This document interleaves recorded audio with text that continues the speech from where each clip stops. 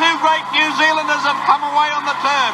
Our Waverley Star, a half-length Bone Crusher. The big red won't give in. Trout running on. Bone Crusher responds to the whip. The roars of the crowd. He races up to our Waverley Star. 100 out. Bone Crusher, our Waverley Star. Stride for stride. Nothing in it. Our Waverley Star, the rails. Bone Crusher, the outside. And Bone Crusher races into equine immortality.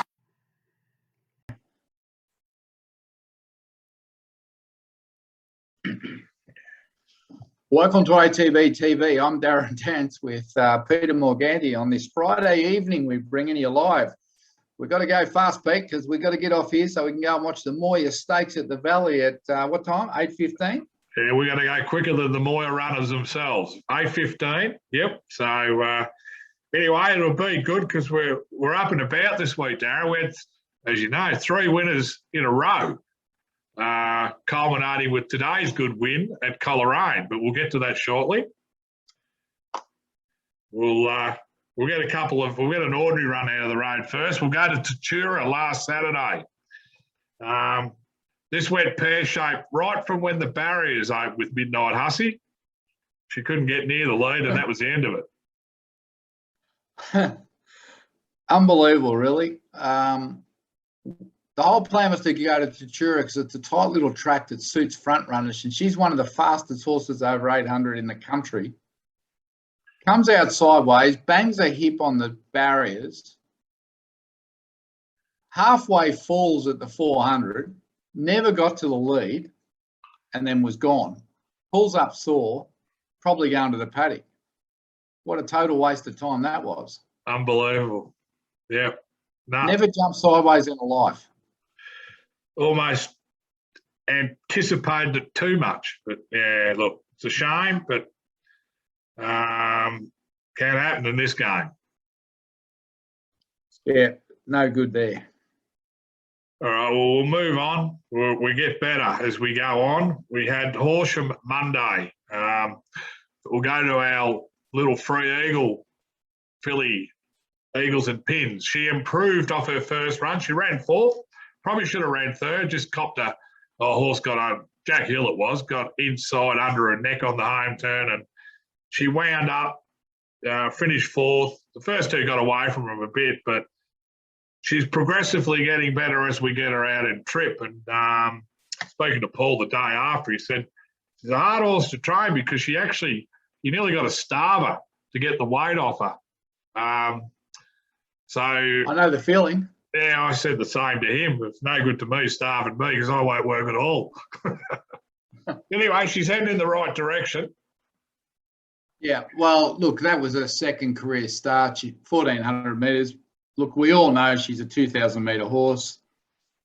She's a chubba bubba, so it's hard to work her, hard to get her fit. She did have a little setback after her first start. Ideally, we would have liked gone straight to 1,600 or 1,800 with her, but just got to try and race her into fitness. So glad she ran 4th, showed a bit, was travelling on the corner. Your mate Jack Hill, fair dinkum.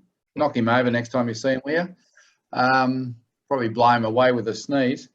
I just thought, look, probably just got to wait until she's 4th up over 2,000, and you know, she's going good enough, and you know, she'll just get better and better. And yeah, there's definitely a couple of wins in her later in the year. I'll knock Jack Hill over myself. Don't worry about that. I had a little $10 to place at $9 fixed, and thinking, there we go, here's an easy 100. Buggery ball. I know you don't. I know your minimum bets are 500 each way. So don't talk about $10. As Beck just fell off the lounge room chair. Paul said there's mile races at Horsham and Matawa coming up in the next 2 or 3 weeks, so that'll be a nice progression out. Now we can talk some happy talk. We'll start off with we'll go in order. We'll start off with Black Mirror. I love it when you script the race and you think, jump to the lead, favourite on your back, kick away, can't get run down, get the job done. Well, once that happened, and she was decisive in her victory over 1,800, she took 3/4 of a lap to pull up. Yeah, well, I'd say I've heard that strategy 15 times since the 1st of August. We never even got close. You know, Tatura, Pete, we'll just come to the front and they won't run us down at $3.20. Thank you very much. But anyway, look, it worked out really good at Horsham. He's done a tremendous job with Black Mirror Pat Ryan. She was a handful when he got her. I probably said before, when he used to get on her to ride to work because no one else would, every time I got on the back, he used to say goodbye to his wife and his family because he didn't know if he was coming back. So she was feral at first preparation. But he's got her going good, and it was just nice to see her do the job. You know, she ran away from him, and look, she's no doubt, by So You Think, out of a really good family. She's probably going to run 2,000, 2,400 on her ear. He did tell me he'd love to jump her, and I said that won't be happening. And you saw my response to him about jumping her. So I thought that was a joke. Message there, Pete.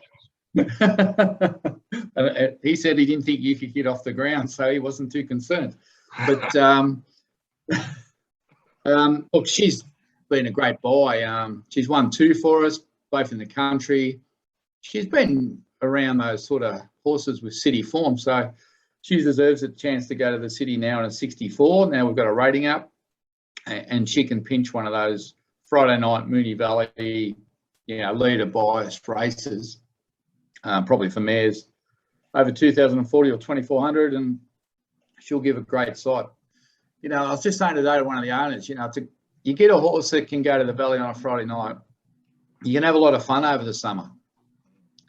We just need your mate Daniel Andrews, Pete, to let us go. Yeah, that'd be good. Maybe we wear high vis jackets. We could go.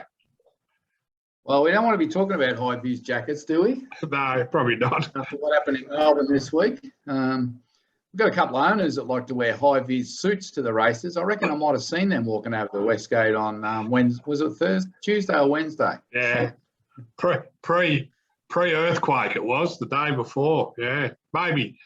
I don't think too many people is going to be walking around in high vis jackets after what's been going on in Melbourne this week. But no, really pleased with Black Mirror. You know, she's going to win a city class race for us. She's got a great pedigree, and she's going to be a lovely mare down the track. Absolutely. Now, as people would have seen as we entered ATB TV, there was a little gimmick, our little own Madam Bone Crusher, Madam Mischief.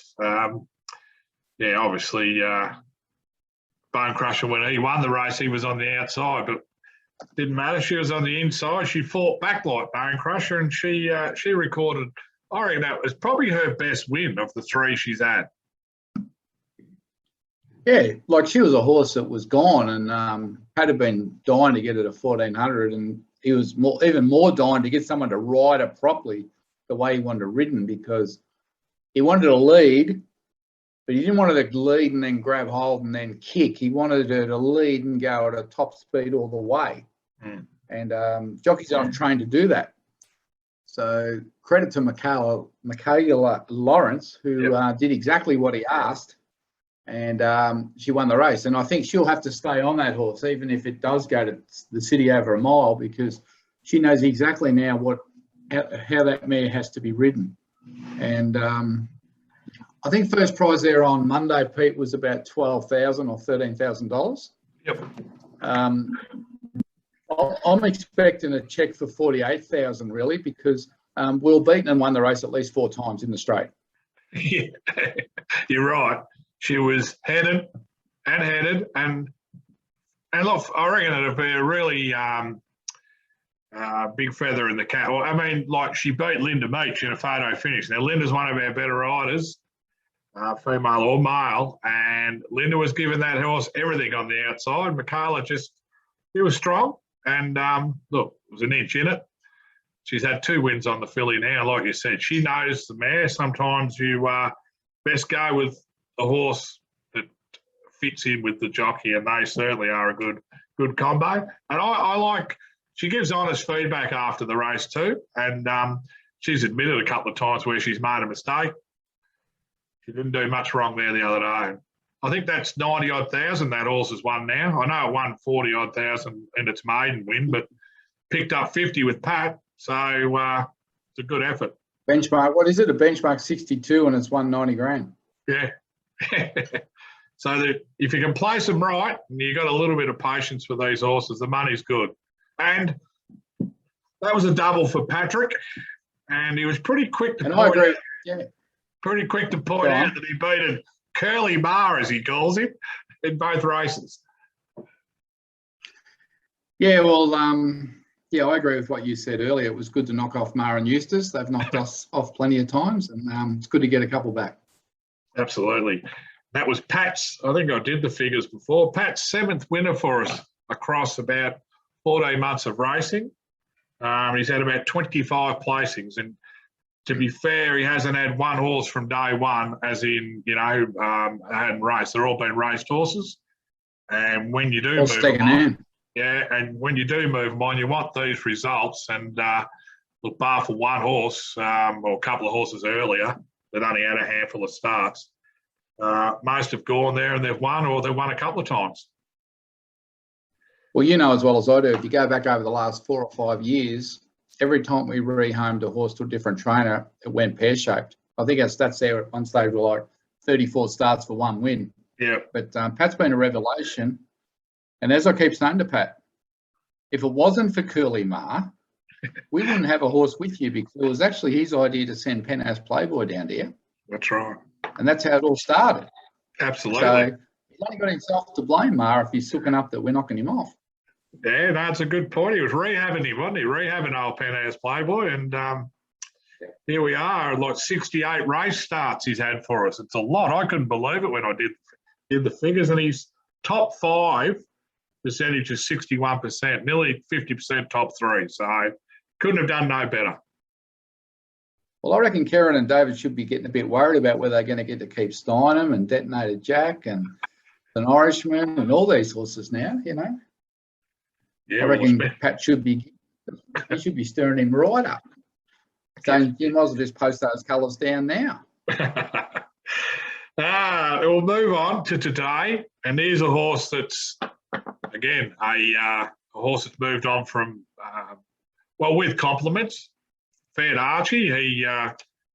He probably lost a fair bit of hair with Right You Know. He sacked it. He sacked it. He sacked it. And I reckon Lindsay Smith was heading the same way before today. But all good trainers get it right eventually. And look, 3 or 4 poor runs. I don't think he could have won either of the first 4 or any of the first 4 races he was in for various reasons. The positive out of that was we lost about 5 rating points, so we could head back to a 64 in the bush. Now, he won easily. I just hope that's a little bit of confidence the horse needs.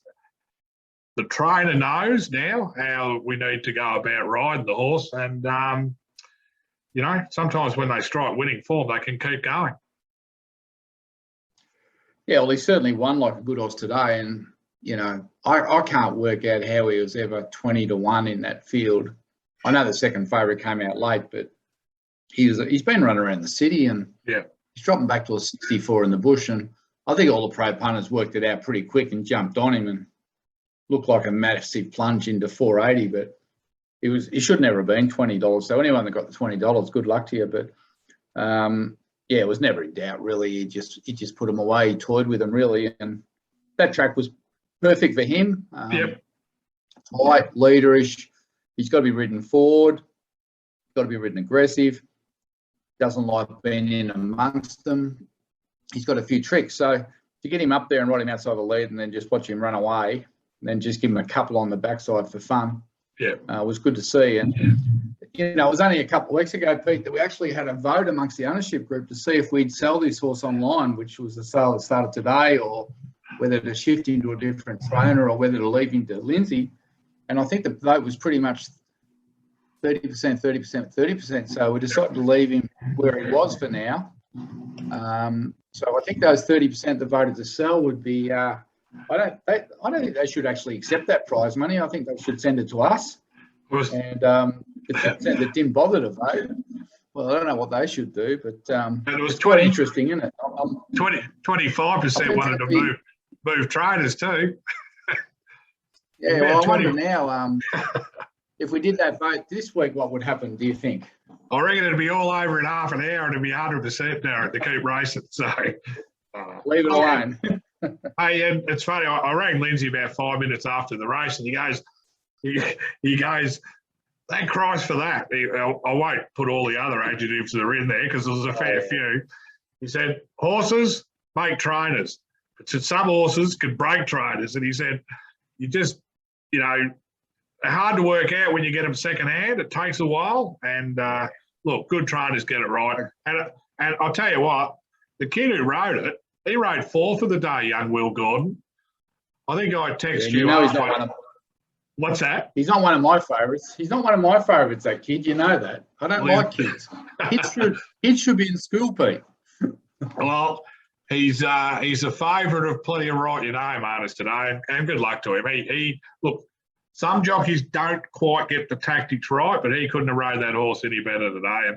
And Lindsay said, I'm not a punter but he said at the 600-metre mark, I wanted to put my house on it. So he was travelling that well, and I reckon that's the first time. That's a lot of money, 5 million. That's the first time that horse has really put a field away. I had to look back through his form, and apart from his maiden win, where it was just far too good for him, they're the wins, or he just gets beaten. Like everything's inside half a length, 3/4 of a length. So probably tells you a bit about the horse. But there is races. I thought it was good of Archie to send us a congratulations, given that he's sacked two and we've won a race with them both this week. No, he put his hand up and said, "Well done," which is good.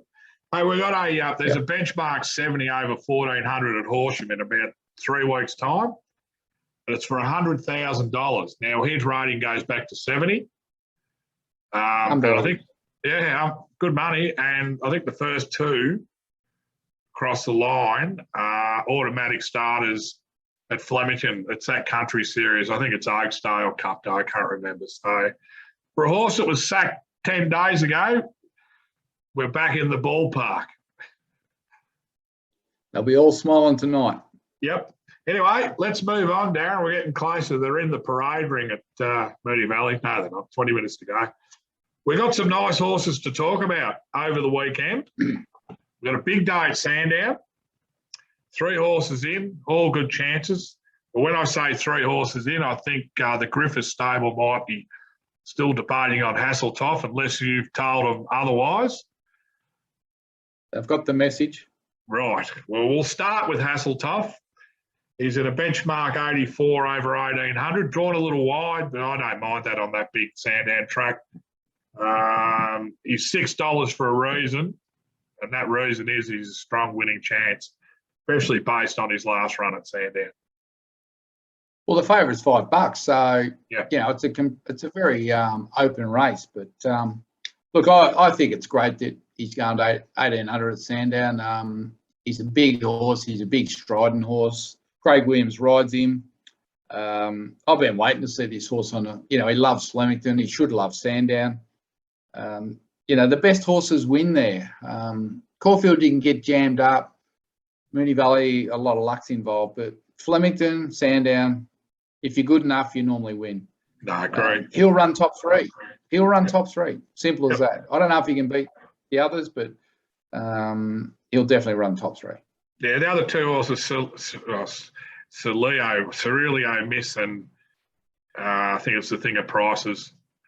They've come out of good form races, but tell you what, if he's within striking range, there won't be a horse getting home stronger than him. Yep. Mr. Moneybags, a lot of conjecture which way we went. He could have been a Coleraine Cup winner today after the way it all turned out, but Lindsay decided he wanted to go to Sandown just based on, it was a bit of weather, sort of thinking the rain might have come to Coleraine, but mucked up his chances there. Then we had to work out whether we wanted to go to 18 or 14, and then there was trouble getting jockeys for the certain races. In the end, he lobbed on the 1400-metre race. We've got young Matt Cartwright on, who rides pretty well. 61.5. We've drawn 19, so there's no favours there. But Lindsay said the horse is going well. I don't care if we're 3 back, 3 wide with cover. I just want him to have open air from the 600 onwards. And he's been able to look after the horse's legs. I think it was the hocks that were a bit sore after the Valley Run. So he should be primed, ready to go. Yep, he's $23. Race 1, no respect really for him. Has he run a Sandown before, Pete? I think he has, hasn't he? Yeah, he really does. I reckon he won, and might have won his maiden there, Darren, actually. So yeah, and you go back 2 starts ago, Elephant. We're a length and a half away from Elephant in an open handicap. Now we're at a benchmark 78. Yeah, no, it's race 2. I meant, yeah, $23. Barrier 19. So, blimey, it's a big field, isn't it? Yeah, like Lindsay said, just get out, give him clear air. You don't have to make your move till the home turn there with that big track, so you can get in and then get him to the outside. And look, if he's good enough, it knows him down. If he's not, I think all we really want to do is see him hitting the line again, especially after the Valley. Yeah, this is the race that's got Wild's horse in it. Celerio Miss. It's this race. Oh, is it? Sorry, I got the wrong races. Yep. Yeah, it's the favourite. So $3.10. Got good form. Look, if he runs really well, he could be a sneaky place chance. He said he's got the horse going good and he'll improve off his last run. So just got to take Lindsay at face value. He knows his horses. He turns them out pretty good. And, when he says they're going to run well, they normally do. Lindsay spoke to Dean Lester and he said if you took the Moonee Valley Run out, he'd be $8 to $10 in this race. So based on the Elephant Run, yeah. Anyway, let's hope it all works out well for the money bags. The little filly that runs prior to both of these is Literary Magnet, and she runs in the, I think is it the Jim Maloney 1400 metre race? Jim Maloney, race 4. There's she's well in the market. I think the horse that beat her at the Valley's the favourite, and there was another horse of Hayes' that finished just behind as second favourite. It's actually McAvoy's, Mac and Cheese. McAvoy's, yeah, Mac and Cheese. A couple of our owners are in that, Darren. The Guthrie. Well, it's interesting. I dropped a filly off at McAvoy's during the week. Fastnet Rock filly at McAvoy's. And I said to young Finn, who's a stable foreman there, that Tony just asked me to pick up Mac and Cheese. And he looked at me and he said, I don't know anything about it. I said, no, he just rang me and said, needs to go for a break. And he goes, I'll have to ring him. And then I started laughing. He goes, what are you up to? I said, well, I got Literary Magnate. I was just taking the second favourite out of the race. Good move. Said, so what box? I said, what box is that horse in? He goes, that's for me to know and you not to find out. Horse rustling. I was going to do a bit of horse rustling. Yeah, well, she was strong behind us. What do you think? Can it beat the favourite? I don't know if we can beat the favourite, but she had no favourites in that run the other day. She missed the start. She got all hooked up inside him. And then she was very green. Dean Yendall got 8 days on it because she was all over the place. And then she was still good enough to hit the line. What do you get 8 days for? What do you get 8 days for in personal I don't know don't know. Maybe he just couldn't steer it properly. Or maybe he abused the stewards. I don't know. He might have been at that Airbnb too. No, hold on, he wasn't there. So what do we reckon? She's an each way chance, isn't she? Yeah, look. Like she's untapped. She's untapped. Yeah. If she jumps and travels and finds, like she shouldn't have run third the other day. She should not have run third given the run she had. She's done that on raw ability. She's still learning. She's still work in progress. Maddie said she's come on. Yeah. She went there underdone. I'm not saying she can win, but I'll be probably disappointed if she doesn't run top 3 and if she gets beaten any more than 3 lengths. Yeah, no, I agree. She's drawn 8. She's drawn as good as any of our horses. We had 12 today, 19, 14, 13, 11. Geez, we got some good barriers. No, look, I think that form line from the Valley, those 3 horses are the ones, and the ones that get, look, the favourite's obviously pretty good, but I agree. She's a top 3 each way chance. And I think for Maddie's thoughts going forward, she needs to be hitting the line strongly if you think you're going to run a mile in the 1,000 guineas. Yeah, well, there's a horse called something Magnate in the race before, so we better take the Magnate running double. I did see your text about that. That's one of Price's, is it? Yeah. Goes good too. I did see that part of the text. Righto. So that's Saturday. Sunday. We've got a very nice filly kicking off, I presume, at Mornington called Steinem. She turns. Fillies and mares, 1,200 metres, benchmark 70.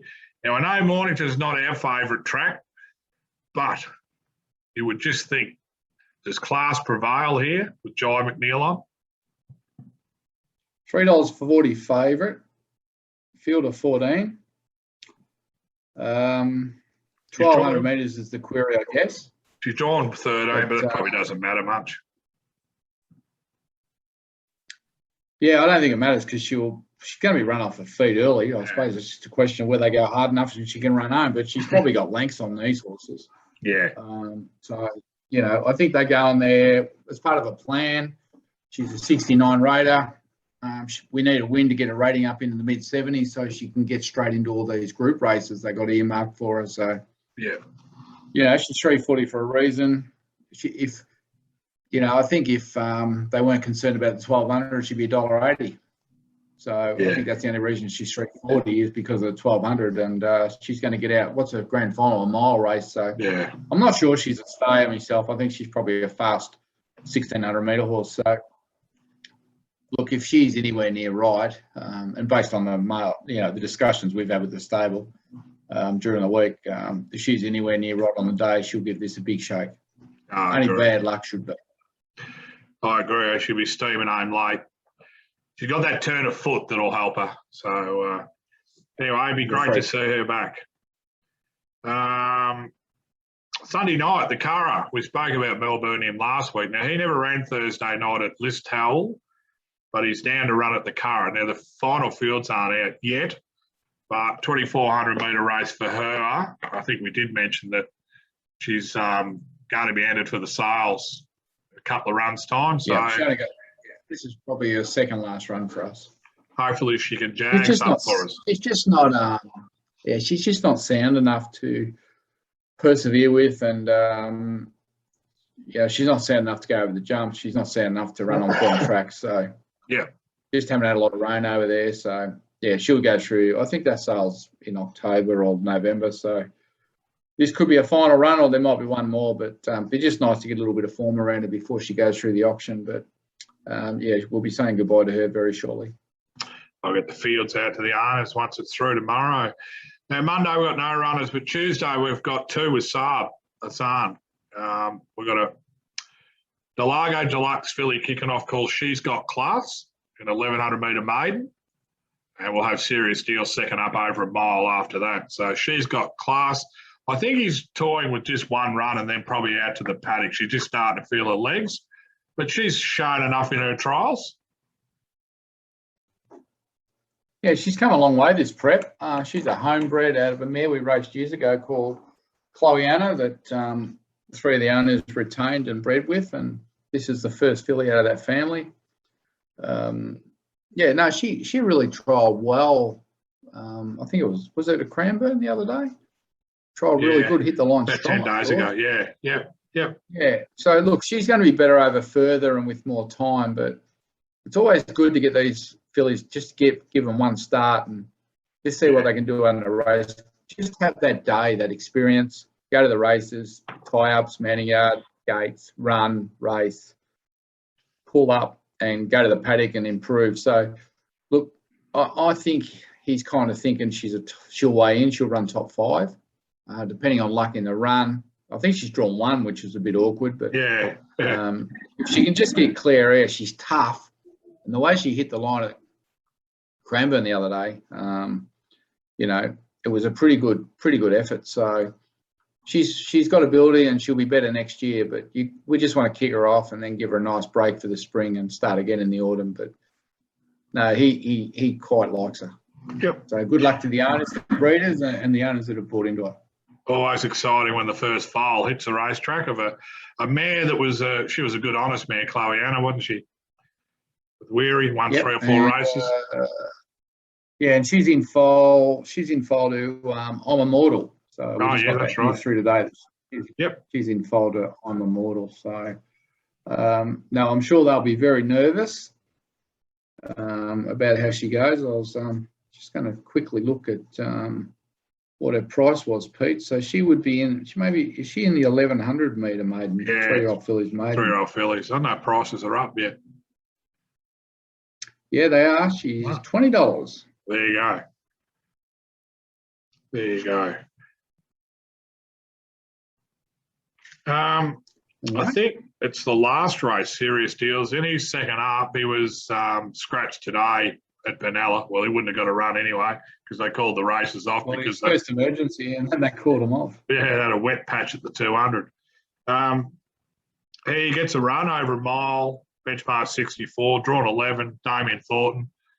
He's still going to need the run, and obviously Saab's trying to get the horse to settle. So from 11, you're going to have to go back because you wouldn't want to go forward because it's going to undo everything you're trying to do, if that makes sense. Because I think once you give that horse any indication that you're going forward, he loves to get hold of the bridle. Yeah, I think it's a good engagement with Damien Thornton because I really rate him as a rider. He's got great hands, and we've seen him before this spring so far, or through the winter even, how good he's going. So I think D. Thornton, I know he rode Serious Suspect in a trial today, or yesterday it might have been. So he's a good rider. Saab's got a good relationship, and I think we'll see massive improvement for this horse at Kilmore on Tuesday, and it won't be long and he'll be winning the race. No, I agree. So that's all we know as accepted horses, but Geelong on Wednesday will have Owenology, who ran a very good second on debut at Donald. So I think it's a little step out to about 1440. Big track, that'll suit. No, obviously, I presume. Who do we have on last time? Zach Spain. So I'm not too sure he'll ride, but he'll be suited. 1400, probably be a little bit stronger than maiden, I would gather, at Geelong on a Wednesday. But anyway, it'll be interesting. His first up run was enormous. I think Zach Spain only rode it because Yendel was suspended at the time. I'm kind of expecting Yendel to go back on it, but it's hard to take Zach off after that run too. But I did read something. The horse that beat him said was lucky to win against the talented Owenology in the report. I thought that was quite interesting. I did say that. I want to text it through to Beetroot and said, "What are you holding back? You're holding back on us." But no, he was great first up, and looking forward to seeing what he can do at Geelong on Wednesday. Obviously, a very strong race, and we'll get a good guide on where this horse is. Yep. And just to finish it off, we spoke about Black Mirror earlier. Next Friday, today week.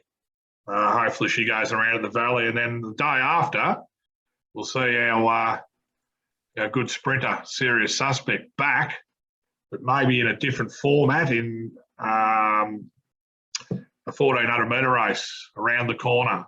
We obviously had a little tinker with this 2 years ago, and it wasn't quite working with a horse that probably was just wanting to do it all too hard, but probably it mirrors in what we've seen this prep. He seems a lot more relaxed and a bit more dour, so the little click out to 1400. Saab's got him back out the farm where he's a lot more settled.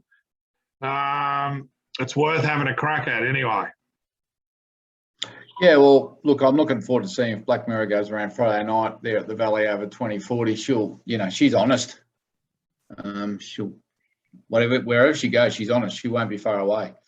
Serious Suspect, he got beat 6 lengths against those horses in the Group 2 race, which had a lot of Group 1 horses in it, and that's probably where he's at. That's probably his level. So, look, he's bred to run a trip, but mentally he hasn't been equipped to settle and run a trip. But this prep, he's shown he's a lot more settled. Maybe this is the time to try him over 1400 at Flemington. we're dropping back to a listed race, the Paris Lane. So we're dropping back from a Group 2 race, which had Group 1 winners in it, back to a listed race. And we're trying him over 14. So if it works, Saab will look like a genius. If it turns pear-shaped, we can just drop back to 1,200 metres, but at least we've had a crack. And there's still a lot of spring to come past. So I guess we're just going to look forward to that, and we'll know more when we do this episode next Friday, Pete. Absolutely. Yep. So that's it. We've got 2 minutes to the Moir. Who's going to win the footy? So who's your tip? Who is going to win the Moir, Pete? Well, there's a lot of interest in Profiteer just through the roll of dice mob, but there's a lot of interest in that. What's that other? I can't think of its name now. Is it? I haven't got the fields in front of me, Darren. Inferno or something? Yeah, Inferno, the Singapore horse. Yeah, there's a lot of interest in it, but Cliff Brown. there's some good horses in it though. You would Yeah, think. Mooney Valley, mate. It's all going to come down to luck, and Profiteer will make his own luck. So that's If that's he where that leads, comes from. if he leads with 52 and gets a couple of sectionals in the middle, oh hell, it's going to take a good horse to get over the top of him. But then Yeah, again, I reckon. Jason Warren's horse I could don't go know. well. Yeah, I was just going to say Brooklyn Hustle's got the turn Yeah. of foot, but anyway, we'll go and watch that, Pete. And the All right. footy, I want Melbourne to win because they haven't won since before I was born. So it'd be nice to see them win. Yeah, I'm happy to go that way, although I'm probably leaning a bit towards the Bulldogs. But either way, it'll be a good result. 57 years without a flag. Melbourne's in lockdown. Imagine if it was back at the MCG. I feel sorry for the poor buggers that might miss out in that regard. I reckon if they win the flag, they won't be feeling sorry. No, agree. Might be a different type of protest. All right, well, let's That's go and it. watch some more. Until next week, I'm Darren Dance with Peter Morganti. Have a great weekend. Enjoy the racing. Enjoy the grand final. And let's see where we are this time next week. See you guys.